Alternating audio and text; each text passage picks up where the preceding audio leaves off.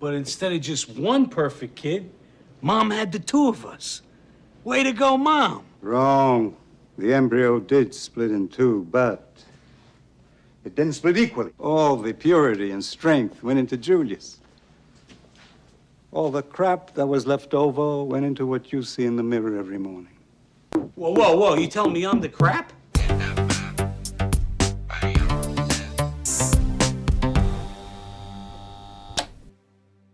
G'day there, my name's Chris. And I'm Nathan. And this is CinemaBiosis, the show where we take a look at a movie and its strange and oftentimes baffling connections to other media.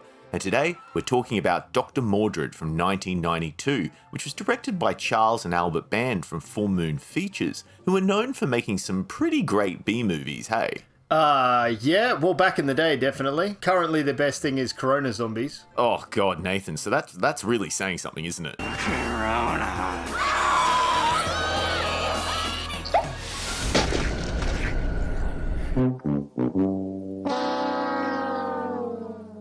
Look, you're onto something there when you say Full Moon used to make good movies, because their early output is some of the most fun straight-to-video genre filmmaking you can find, in my opinion. You've got stuff like TRANCERS, DOLLMAN...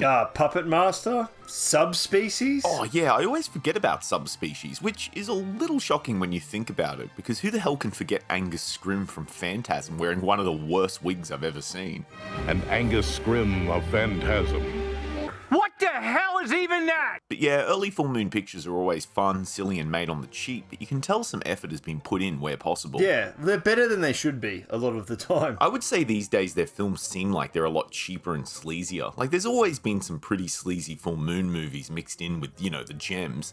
But these days, it's like the company has embraced that sleaze even more, and I don't know, it's just not really for me. Have you seen that promo vid from a few years back where they're giving an update on the company and there's just stripping in the background? No, I haven't. You were like crying about showing just like your legs earlier. What happened? Sometimes when the full moon comes out. Wow. But this movie, I would argue, falls into a transition phase for the company, where they were trying to stretch their legs a little bit and try new things, but they hadn't yet become super sleazy. Because in many ways, they're really trying to make a movie here. Like a real movie. Yeah, it feels almost like it could be a fun adventure, almost family film, if it wasn't for the suicide and full frontal nudity. Yeah, that stuff's a little confusing. There's a bit of tonal whiplash going on in those scenes. Yeah, it's so out of left field. You're like, what? Think of the children. Won't somebody please think of the children? Look, I think it's important we emphasize the try here when we say trying to make a movie, because this is barely a film when you look at the runtime. In a world of 2-hour to nearly 3-hour superhero movies, this was such a shock to me, so let's just say it's not surprising this film is a little light on certain plot elements. If we go with plot, we'll start with our main character, who's named Doctor Mordrid, funnily enough in the movie called Doctor Mordrid. Yeah, played by the wonderful Jeffrey Combs, who we both love. Oh yeah, he's great. He always feels like he's giving 100% no matter what B-movie schlock he's doing. Oh, definitely. He's even trying in something like Elfman, the superhero elf movie with Wee Man from Jackass. I am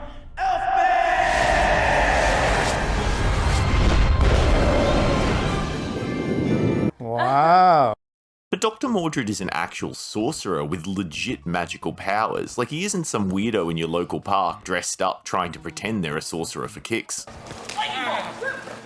Lightning bolt! Lightning bolt! Lightning bolt!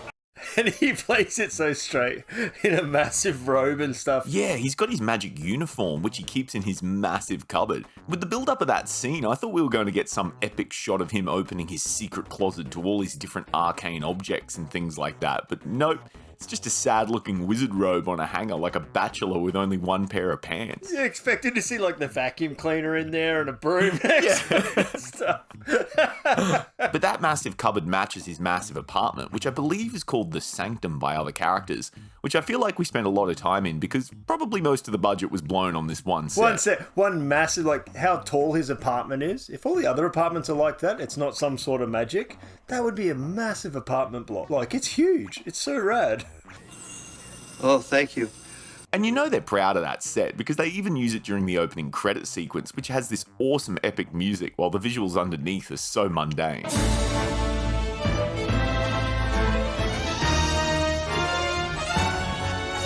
It's such a contrast. Like, it's such exciting music to such boring visuals. Yeah, it's not Wayne Manor. No, I was about to say, like, to me, it was like if they played that 80s Batman theme over the quiet dinner scene of Bruce Wayne and Vicky Vale. Yeah.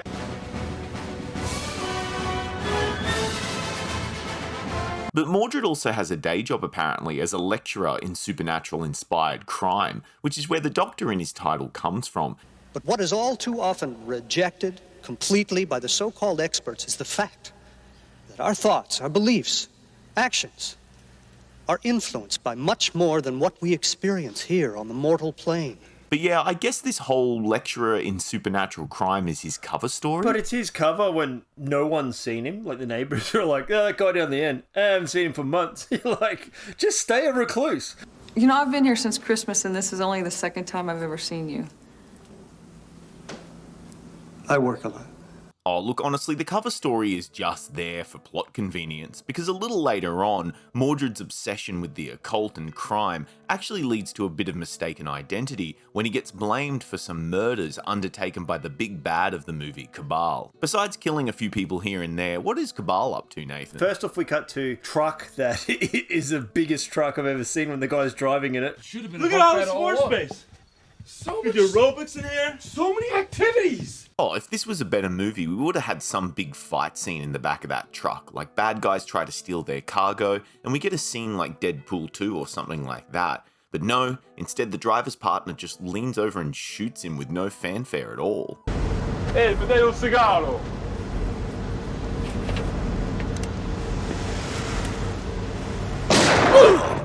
But then of course Cabal the big bad shows up. Oh man, he looks like just the most like typical bad guy. Now that's a great looking shirt.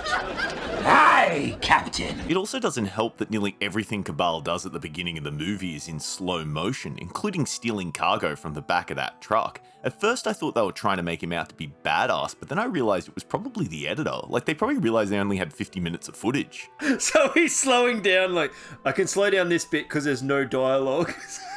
Yeah.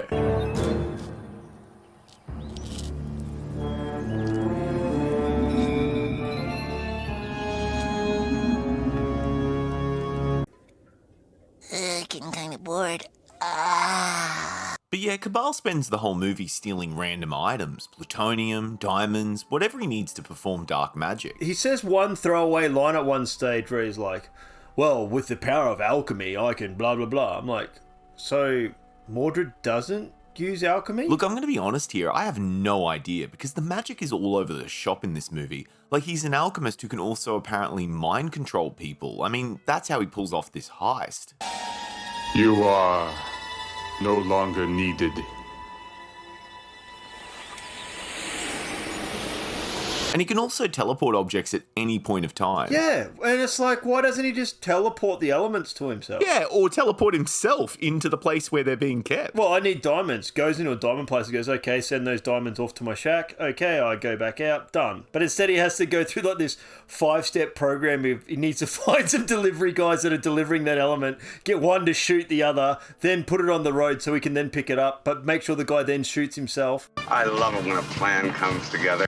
I can tell already some people are probably thinking, well, maybe it's, you know, inanimate versus animate that dictates his powers, but in general, the powers just seem to be whatever the script needs them to be. Like when Mordrid can somehow put daggers inside his body to use them later, what does he end up doing, Nathan? Mordrid shoots a knife out of his hand like Mega Man, and it blows the bookshelf up behind him, and he's like, oh.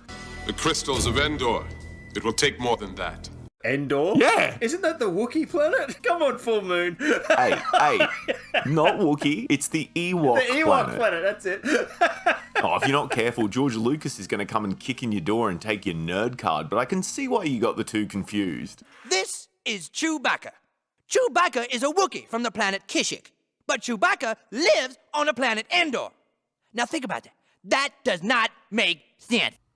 But yeah, we eventually learn a little about the backstory and history between Cabal and Mordrid. In more recent times, Mordrid captured Cabal and put him in a celestial prison in another dimension. But him imprisoned, is he just shackled? He's a sorcerer, he can still use his hands and stuff, can't he? Yeah, that's a fair assessment, but I mean, he is guarded by the best character in the entire movie. A medieval knight with an American accent and a grenade launcher for some reason.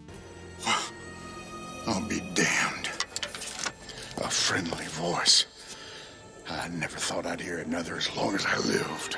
Yeah, his grenade launcher that shoots lasers. I'm like, that's pretty magical. And his name's Gunner. I'm like, at least give him a gun, not a grenade launcher. Oh, when I saw that his weapon shot a Star Wars laser during the finale, I could have cried with joy. It was just so gloriously dumb.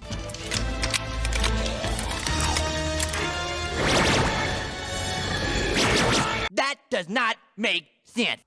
But yeah, Mordrid and Gunner are trying to keep Cabal imprisoned along with some of his demons to keep the world safe because he's just evil, I suppose? Yeah, and they were both sorcerers, and one was obviously good, and one, Cabal's evil and wants to rule man.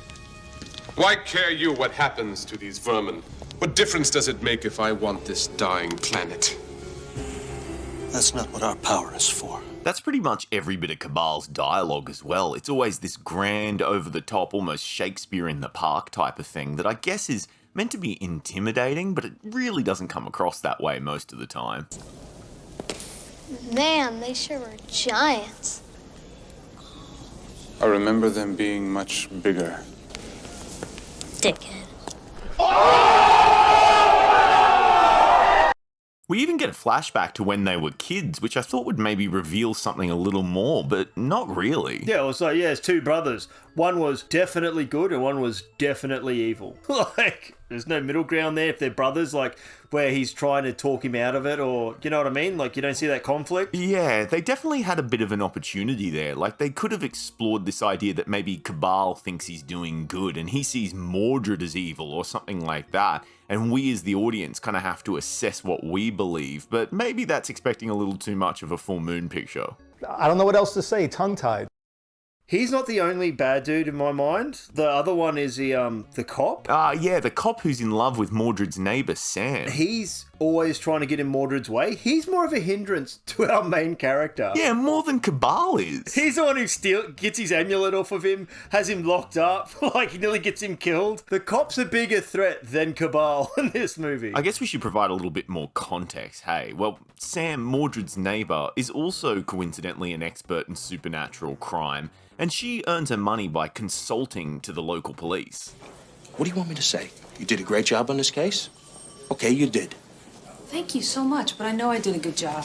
You'd think an amazing crime consultant would be able to pick up that something's a bit off with Mordrid, but anytime she stumbles across something strange, he ends up using his magic medallion to wipe her memory. Yeah, he uses his Men in Black medallion. Flash. Yeah, that's exactly the note I had. But he doesn't like then go, you never saw me. He just goes flash, and goes back inside. So then she just comes to standing in the hall like, yeah, okay, I guess I'm standing out here, and goes inside like nothing happened. Yeah, she's probably like, oh no, dementia runs in my family. She's like, oh, not again. This happens all the time. Why do I keep coming to standing in my hall?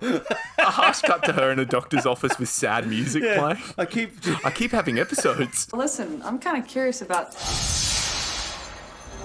Who am I? What am I? That's a pretty crazy coincidence, isn't it? Two experts on supernatural crime on the same floor in the same building. Yeah, Wrighton lives 2 doors down. Like, is that a coincidence, or did Mordrid go, okay, I need to make sure I'm surrounded by people who are into the similar thing as me? I mean, he is the landlord, so maybe you're onto something. Yeah. Because, well, maybe he does the applications on his apartment block. Like, that old lady's actually a necromancer, and the dude with the dog is, like, some sort of druid, and the dog's his beast. Yeah, all the people having an argument in the hallway. Write our own fan fiction. They've all got some sort of magical element about it. Yeah. And then the bad TV movie version of Nick Fury shows up and tries to enlist them to the Dime Store Avengers. I'll get that vampire's blood if I have to suck it from her neck. But yeah, through her job, Sam gets pulled into an investigation around Cabal and some of his crimes, and eventually through a case of mistaken identity, Mordred's arrested by the bad guy cop. Okay, so if I were like a wizard, an alchemist, whatever, what would I mix in this cup? Eye of newt? Dried spiders? But luckily, Mordrid explains his sorcerer background to Sam, and she just accepts it for some reason. Yeah, okay, I buy it. You're not some sort of weirdo who's gone too far in your studies. Yeah, no worries. Yeah, like I know she's into occult stuff, but I can't help but feel like maybe her brains have been scrambled by wiping her mind so many times with that medallion. Oh, listen, I'm kind of curious about...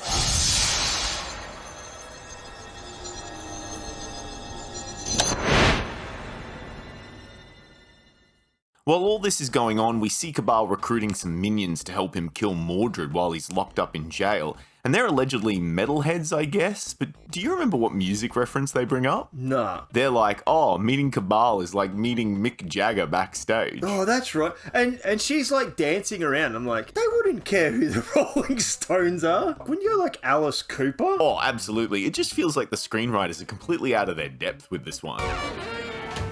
How do you do, fellow kids? What?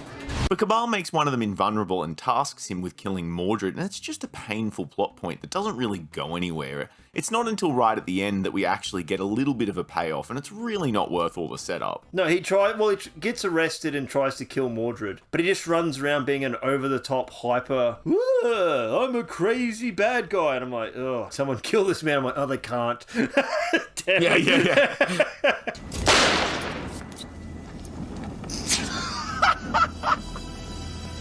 Are you had your fun now, motherfucker? Dickhead. But yeah, long story short, Sam helps Mordrid escape from lockup to finally put a stop to Cabal, and it's not an easy task because the cop and his mates just go berserk and start firing on them. I'm like, whoa, you brought him in for questioning and you're shooting at him. Like, calm down. And they're just as trigger happy when the metalhead escapes, and it's like, really? Think about the bystanders.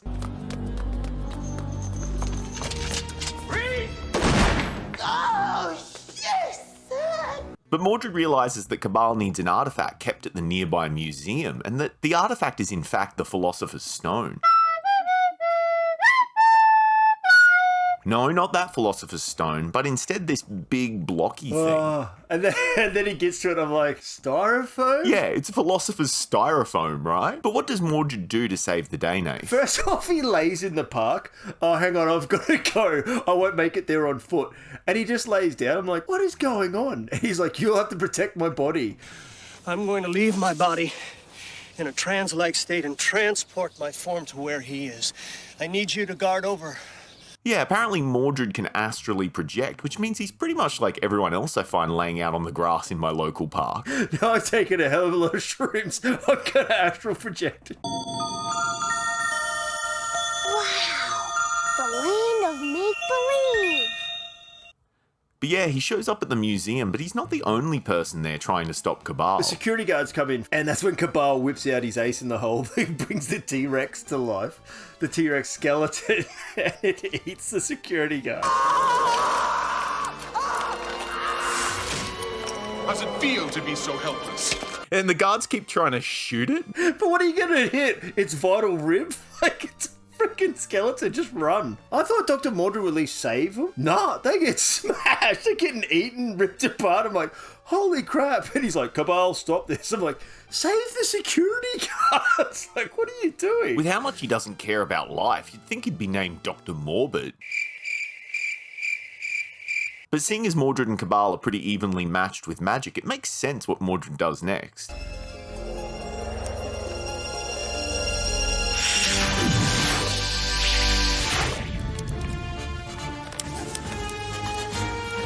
So then he gets his mammoth, and they have a mammoth versus T-Rex fight. The animation was actually alright too. I was like, wow, this is actually pretty well done for a full moon picture. I wouldn't be surprised if most of their budget was blown on this stop motion work, because we really don't get another big set piece for the remainder of the film, even though it feels like we should. Because Cabal's demons are trying to escape, and it feels like we should have them running around the city like gremlins or something like that, causing chaos. And Sam has to stop them, which would give us something to do. Yeah, and you have Gunner show up in the park, and he's like, I'm here to help you, and chucks her a gun, because she has to have a gun, because he's Gunner. Yeah. And they have, like, mystical guns shooting at the demons and stuff. Yeah, that would be the best. But no, instead we get the invulnerable metalhead you love so much. Who shows up with the knife, and she's like, no, doesn't do anything to stop him, like, tackle him or something. But, luckily, Mordrid has killed Cabal by this stage by running him through with a mammoth.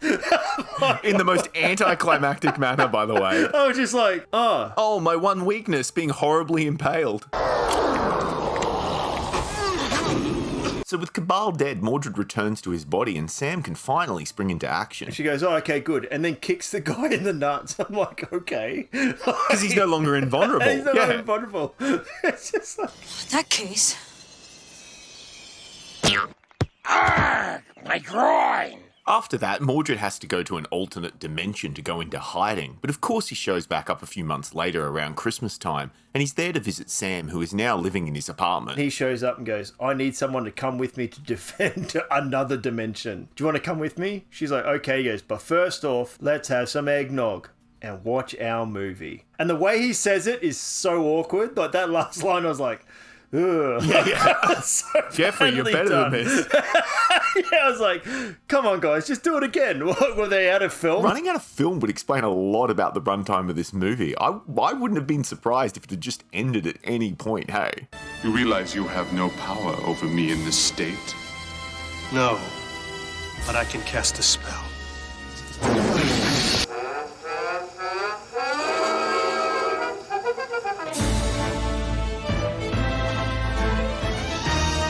So obviously this movie has a few similarities to another very popular movie that has come out in recent years. Yeah, this is obviously Doctor Strange, but they couldn't get the rights to Doctor Strange or something. I mean, it wouldn't be the first time people have ripped off some superhero property for a low-budget film.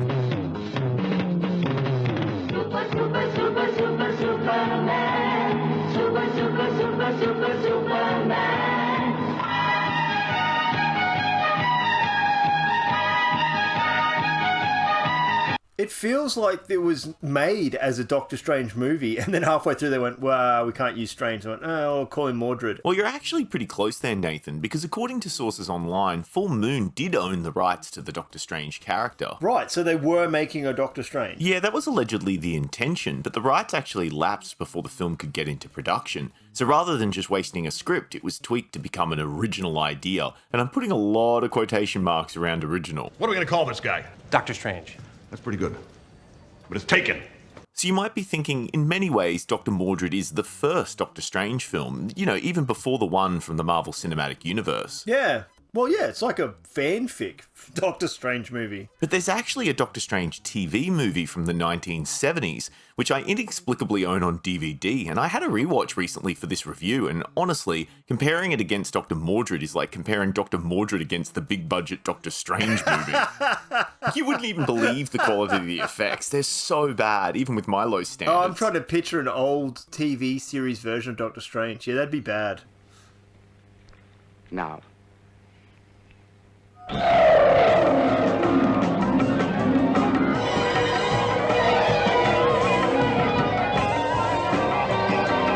Wow. So, Nathan, would you recommend Dr. Mordrid? Yes, but don't watch it with your kids. Like, I was originally going to watch it with my son, and I'm kind of glad I didn't, because he likes Doctor Strange, and I think this is a bit much. oh, really, Nathan? What would that be? What was a little too much?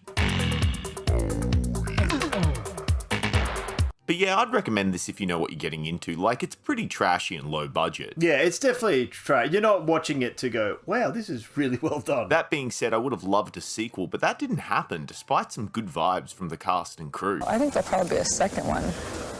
That I have no inside information. I just think that they'll probably, because it's interesting. It's fascinating. So I guess now my only hope is for Dr. Mordrid to show up in a multiverse Doctor Strange story at some point as an alternate reality Strange. Oh, it'd be amazing. Yeah, like the Spider-Man multiverse, but the Doctor Strange one. And Jeffrey Combs is just in the background throwing daggers at people. Oh, why limit it to just one Jeffrey Combs, Nathan? He also played Herbert West from Reanimator, who has had a comic book line crossing over with Ash from Evil Dead, who was part of the Marvel Universe via Marvel Zombies. So technically, we could have two Jeffrey Combs here, and Bruce Campbell as Ash. Yeah, that'd be rad. And Sam Raimi's doing the new Doctor Strange, so why can't they bring it all together? Yeah. only though, if Herbert West from Reanimator shows up, and that really crappy Eurotrance song about Reanimator plays in the background as his theme. That's all I want, and then, perfect.